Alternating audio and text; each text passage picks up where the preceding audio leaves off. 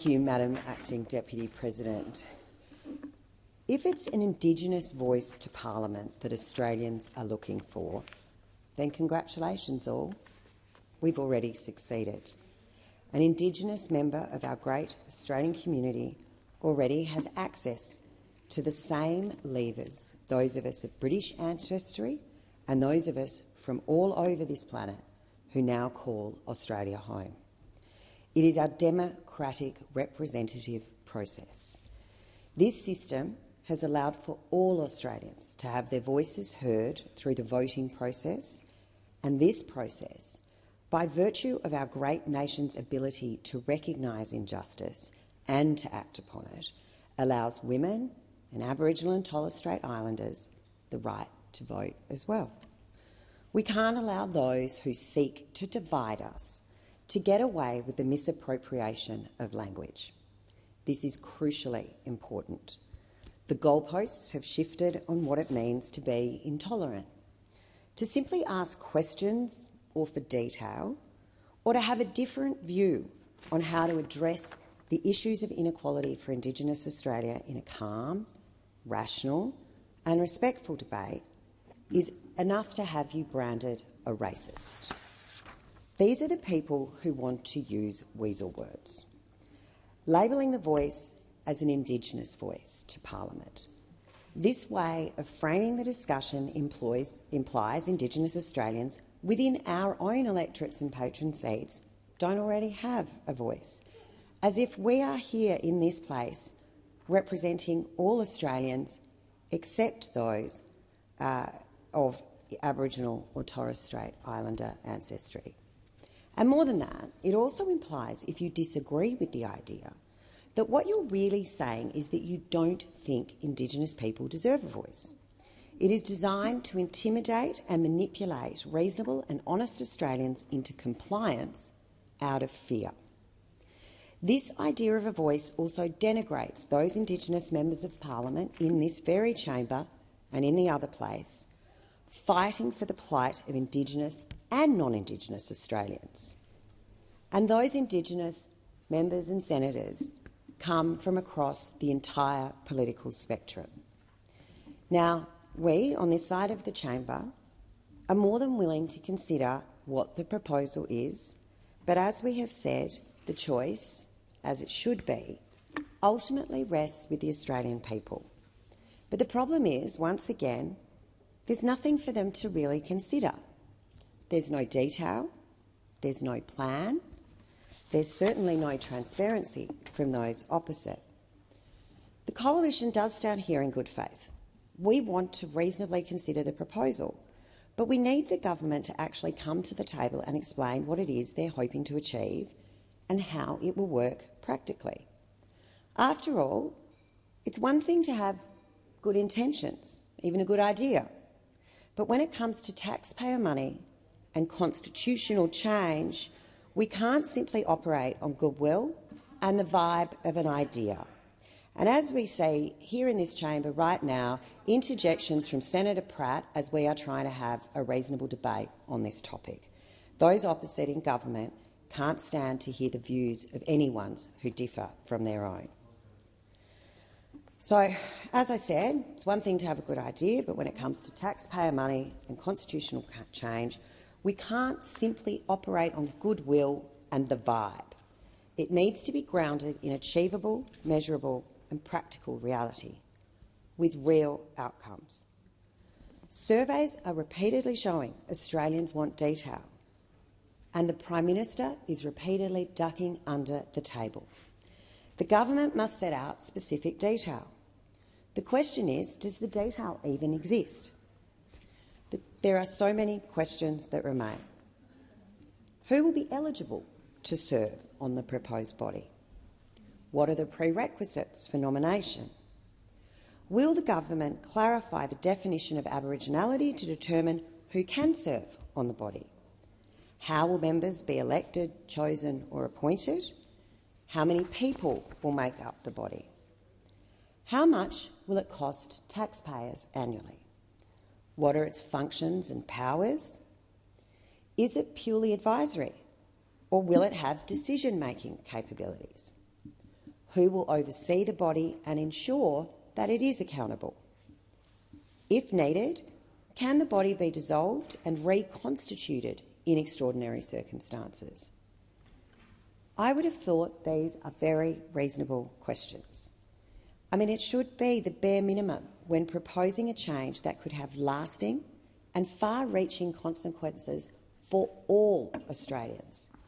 It would be a totally futile, purely symbolic and empty exercise to implement any kind of system without ensuring that it actually worked for all Indigenous Australians.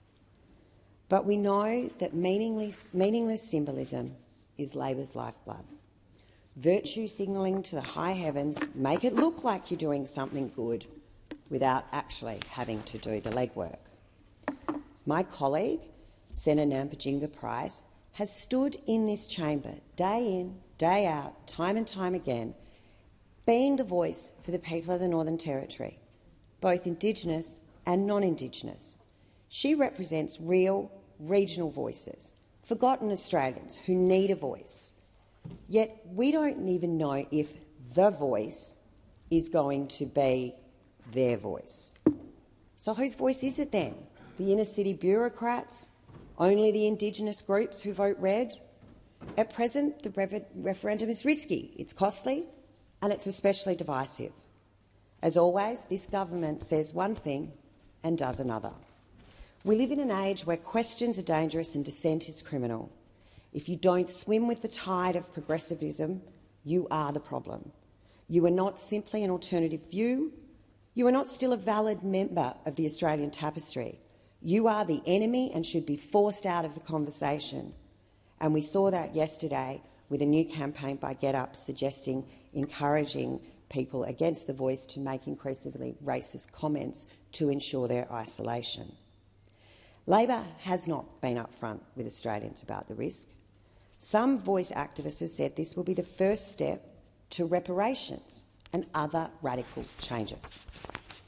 The voice, for some, is part of a three-stage process. The voice, then a treaty, and then something called truth-telling. But don't fall for these seemingly innocuous terms. What they really entail is the effective creation of a two-state system within this country that rewrites history and the law and fixes nothing. This isn't scaremongering about something imminent and nefarious. This is a warning about what is possible under Labor's voice when it lacks the details necessary to safeguard this country from those unintended consequences. Labor has significant form on unintended consequence as a result of their half-baked and rushed legislation, and we're seeing the dividends of that on our energy bills currently, on inflation and the cost of living. Australians deserve all the details before they vote on a permanent change to our constitution. And we mustn't forget, at a time when Australians are indeed experiencing a cost of living crisis, the voice referendum and the setting up of this body, if it's successful, will be incredibly costly. In the financial year 23-24, the government has allocated $4.3 billion for the National Indigenous Australians Agency, which has over 1,400 staff. Their role is to advise government on improving the lives of Indigenous Australians. Labor's voice would basically replicate this. There is no clarity on how the two would interact. This is not to mention the some 109 Indigenous bodies funded by the government in existence already that work to provide outcomes for Indigenous Australians. If the mechanism to address Indigenous outcomes already exists, what are we really voting on? And if they don't work, shut them down and use that money to promote this new voice. The government needs to be honest about its agenda here. The Australian people should be asking, well, how much is this going to cost us in the end? We've at least got some indication of how much money it's going to cost at a state level. You've got the treaty deals the Queensland government is considering, and they are talking about hundreds of millions of dollars. It's not a modest change, and we don't know how the voice will work, and this is just one state's arrangements. How many extra public servants will be required to service the voice? What is the anticipated recurrent expenditure? How much will taxpayers spend on motor vehicle fleets, accommodation and travel? We on this side are slow to transfer authority out of the hands of the people and into the hands of courts who do not represent them. But this government wants to jump right in because it doesn't believe in its heart of hearts that Australians know what's best for them. This voice is divisive. It does not give the voiceless a voice. It amplifies one voice over the others. The big danger with the proposed constitutional amendment is the destruction of equality of citizenship. As Senator Jacinta Nampijinga-Price says, we are one together, not two divided. Enshrining in our constitution a body for only one particular group of Australians means permanently dividing us by race. And many Indigenous Australians don't want this split. We need to bring Australians together, not divide them, as Mr Albanese wants to do. This will divide our country along the lines of race and do nothing to help the most marginalised members of the Indigenous community. The voice will forever be a symbol of division rather than an instrument of unity. In fact, it already is. Noel Pearson has warned voting no would lead to a future of almost endless protest. Pearson even criticised Senator Nampijinga-Price of being trapped in a redneck celebrity vortex and being used by right-wing think tanks to punch down on blackfellas. Hardly the words of inclusion.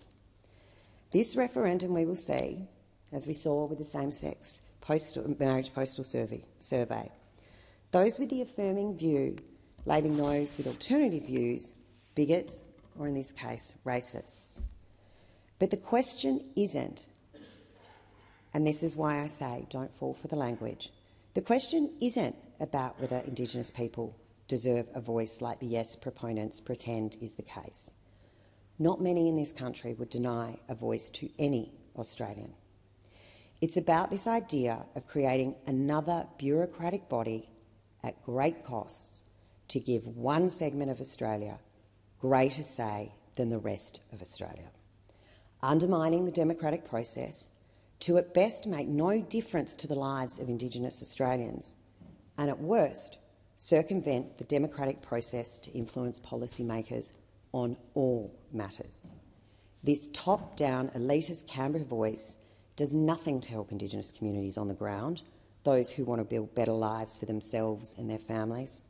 We all want better outcomes for the most marginalised people in our community. The simple proposition of whether we are willing to divide our country along the lines of race is something we should all examine closely. The Coalition does not believe that that is what Australians want. Prime Minister Albanese is asking Australians to vote for this huge change to our constitution without giving them the details of how it will work. Many who advocate for the Yes campaign are trying to portray this as no big deal and something that should just be waved through on the vibe. It is a very big deal, and it will change our country and the way that we are governed. There is absolutely nothing modest, as Mr Albanese is trying to pass this off as, about changing the nation's rule book. Our party's position is clear.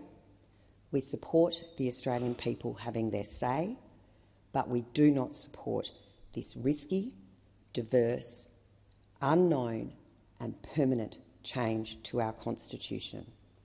Our message to all Australians is if you don't know, say no. Senator O'Neill. Thank you very much, Acting Deputy